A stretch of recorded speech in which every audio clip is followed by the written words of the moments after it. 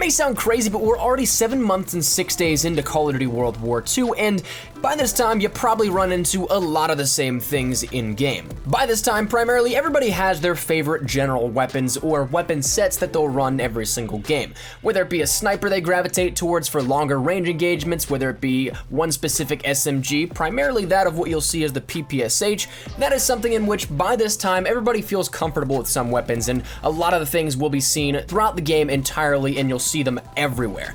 However, that said, there are still a ton of different weapons that you can use that aren't necessarily in that general norm that you may encounter every single day, and so today, I'm gonna give you guys 6 of the best underrated weapons within Call of Duty World War II that I know you guys will absolutely dominate with if you end up trying them out. Some of them may require you to alter a little bit of your playstyle, but ultimately when it comes down to it, these are some weapons that you will definitely dominate with, even now 7 months in, whenever you may already feel a little bit in a comfort zone that you know you can do well. If you want to step out of that and kind of shake the mold up a little bit, these are ones that are definitely great for you. So I tried to cover a little bit of all the bases here at this one. I think the only thing that we're really missing is that of a sniper rifle classification, as well as pistols and all that, but those are ones that there's either not much spread between each of the weapons, or it's something there's already a decent bit of variable usage for every single weapon. So those are the reasoning for those probably not being in this video, but let's just jump right into it. So starting us firstly off with this one at the number 1 spot, I'm gonna go with the M1941. Now this is the default rifle, and if you end up having, say, infantry as your default selection back whenever you first started World War II and you booted it up and you had to choose that initial division for your character, this will be that first weapon that is unlocked with this. And I advocated for this a long while back, and I still agree with it, coming back and using it a little bit more as of recently. Now, the things that really stand out to me about this weapon are, one, the ADS is among the best in rifles and nearly matched with even some of the SMG's ADS times. So it's a very mobile rifle for sure, and in those close quarters situations, you can really hammer down and still get that ADS in if you really need to. And so that's something that is very important to me, is whenever I play these sort of things, I like to play a little bit more aggressively. It is something that kind of does become a downfall at times. I may not get as many streaks as maybe somebody else would, because I just have that headstrong mentality of I want to go in, I want to be the first one to clean everything up, and sometimes it doesn't work out, but the ADS is one of the big things I look forward to whenever I go and choose a rifle. Then additionally, extended mags is a massive powerhouse for this weapon because it extends those amount of shots and amount of kills you can end up getting probably by about 2 to 3 kills for each magazine you end up having. The unfortunate part is that infantry no longer gives additional ammo, so you're gonna run out of ammo a little bit quicker than maybe say some other class setups and playstyles, so extended mags really plays into that and being a nice little portion to counterbalance the amount of ammo you have and the amount of time you can use that one specific weapon.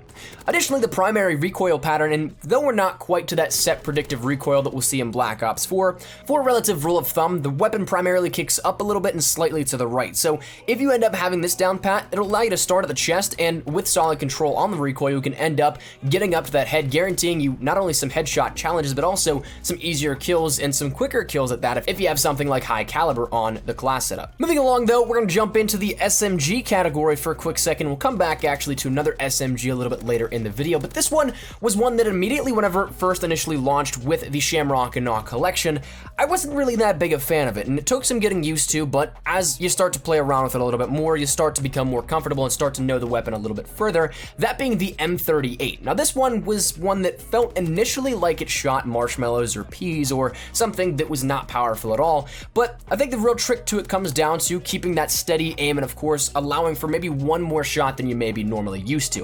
And if you can do that, it'll shred through enemies. Now that is where again you start to come into the breakdown of class setups and how you can end up working each weapon individually, but as for the weapon itself overall, definitely a great one that is a very mobile SMG, and one that if you like to run and gun like myself, it really does come in handy. So when you look at a class setup or something like that, things that work out well obviously are extended mags, just for the ammunition of course. Then you also can have a little bit of a grip help you out in that recoil that we mentioned out a little bit. Steady aim is a great one because it is a very close quarters weapon. I would not necessarily recommend using the M38 as say a PPSH in terms of the ability to try and range players with it, because it's just not going to of work out as well. It's not as steady and the damage drop off is a little bit more drastic, but things also like rapid fire in close quarters, those will definitely help out. And this was one of the ones that I think this weapon in particular, you might need to alter your playstyle a little bit because it is a little bit more closer quarters than that of, say, a PPSH. The PPSH is a little bit more versatile, but the M38 is definitely a monster that shines in close quarters engagements, but it's still one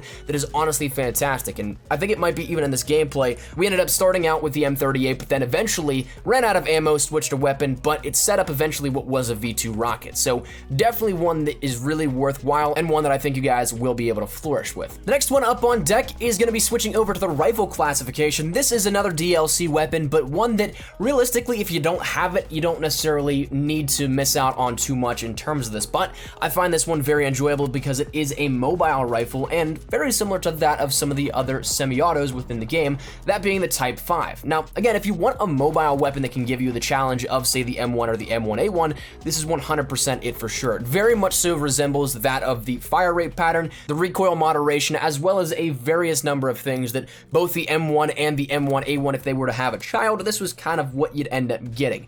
But I definitely recommend extended mags and or rapid fire to counterbalance each other. Honestly, if I had the opportunity to, I'd recommend both, simply because rapid fire gets rid of that shot delay, but also extended mags will give you much more ammo in the sense that it's more useful. You don't have to reload as much, and you also don't run out of ammo as fast. Now, the standard M block clip that you end up having for this Type 5 is only going to allow you 10 shots at a time.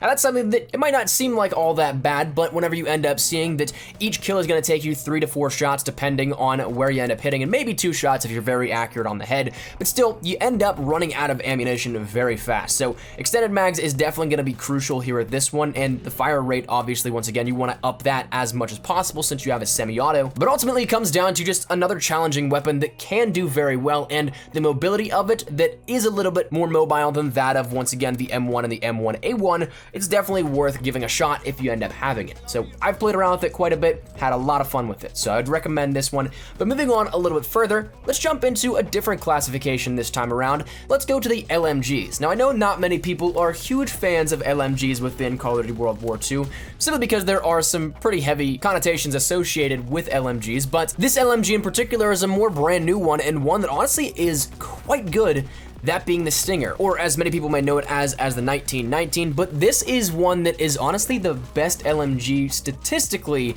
in the sense of damage across the board at the moment. It's the new 2-shot LMG, and it's honestly better than the Bren because it has a slightly faster fire rate. Those are the only 2 weapons that will offer you a guaranteed 2-shot kill if there are no obstructions like metal that you have to pierce, so it's an FMJ kill. But the Stinger is a 2-shot LMG, and the fire rate is slightly faster than that of the Bren, and for that reason, it's definitely worth at least giving a shot. Now, I've talked about the Stinger a little bit, and I think we did it whenever we detailed all the new weapons within the Attack of the Undead update a week and a half back or so, but it is one that will definitely require you to be a little bit more open to how you play the game.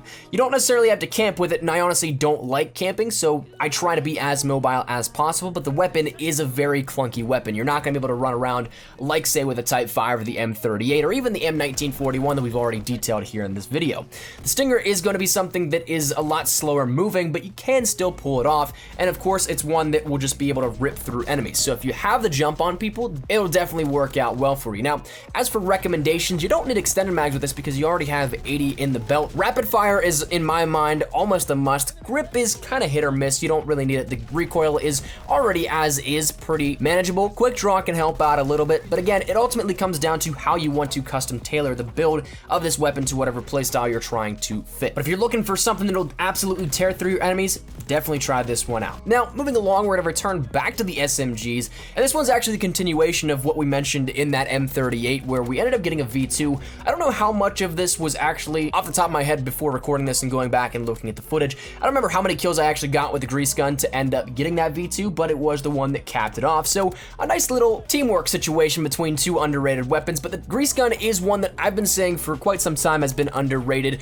and is one that still, even even to this day, I don't see all that much, but it is worth at least giving a shot if you're trying to once again mix it up. Now, statistically speaking, it might have some areas of downfall that may not necessarily be the best among other SMGs, such things being that of the ADS time with that. It's actually on the higher end of the spectrum compared to the other SMGs. The only thing that is a little bit worse than that is the Sterling, but it does end up compensating in the sense of the damage itself. The range has a relatively mid-level max damage range, a controllable rate of fire, and of course a recoil pattern that is very easy to control and very easy to manage. And additionally, the mobility of it is what really is something that really suits my playstyle. I love to run and gun, like I've said many times, and this is one that really fits that mobile playstyle. It's got a little bit more of the higher end on the movement specifics when taking a look at the weapon statistically, and for that reason, I absolutely love it. Now, again, coming back to the damage, that's something that really does help out as well, that it is tied for the top in terms of max damage, so if you're close quarters, it's gonna shred through an enemy as is, but that's something that, again, if you custom tailor the loadout to your playstyle, you can pretty much dominate in any scenario that you want to take it. Now, the final weapon we're going to talk about here at this, and one that I think is severely underrated but still does have its downfalls, is a shotgun, which I know a lot of people may not be too fond of, but it was one that I started to get killed with repeatedly after one of the most recent updates. And I don't know if it was a stealth buff to it or anything, if there was even anything touched with it, but it was something that caught my attention. And so therefore I started to play around a little bit with it, that being the M30 Luftwaffe Drilling. Now this one is a double barrel shotgun that does not have all the much potential to consecutively fire off multiple shots like say a toggle action or even a combat shotgun with the slight pump that you have to do with it. But the M30 only has 2 shots available, so it's not one that is as situationally great as, again, those other shotguns. But it is something that if you end up playing a little bit more passively or a little more methodically, I guess you could say, because you have to be more conscious of where other enemies are and kind of avoid large groups and pick them off one by one, this is going to be absolutely fantastic. Now, I played around a lot with this, not necessarily the biggest streaks that I've had before, but it was something that compared to when I would say use it beforehand, just by simply adjusting my playstyle, I played way better than before. And that was one that honestly, I think if you end up going for more shotgun kills or you want to go and try it out a little bit more of the shotgun play, this is a great one that right behind that combat shotgun I think is a fantastic option as well. Now in terms of shotguns, it's just kind of like a little runner-up type of thing. The blunderbuss is a lot of fun to use, and it's one that if you can end up once again playing that more methodical play style and knowing where other players are, it can work out quite well for you. But other than that, it's a newer weapon that is of course fun, but I wouldn't necessarily advocate as a practical use. But that said, let's go round out our list of 6 of what I believe are the most underrated weapons within Call of Duty World War II, and I'd love to get your thoughts and feedback. Right now, this is just, once again, my own list that I would definitely recommend you guys try out if you're looking to shake up the mold once again. But if you guys have any other that you would like to add to this list, feel free to let me know your thoughts down there in the comment section down below. Totally open to all of these, so love to get your thoughts and kind of get a community discussion going on with all this. So hopefully you guys enjoyed. Let me know your thoughts in the comments, of course, and also if you guys enjoyed the video, make sure you drop a like down below. If you guys are new to the channel, make sure you guys subscribe so you don't miss a single thing regarding Call of Duty World War II, anything regarding updates, best class setups, tips, tricks, news, information, underrated weapons like this. We got you covered here up on the channel, so of course, if you guys are interested in any of that, make sure you hit that subscribe button so you don't miss a single thing. And also, make sure you hit that bell icon as well. YouTube notifications have been iffy, to say the least, in the last couple of days to weeks, but hopefully you guys enjoy. If you guys want to follow me over on Twitter as well, best place to get connected from outside of YouTube. And if you guys also want to follow me over on Instagram, try to get more active over there as well, so that link is also in the description below. But all that said and out of the way, hope you guys have a fantastic day. Thank you all so much for watching. My name is Espresso. Take care, and peace.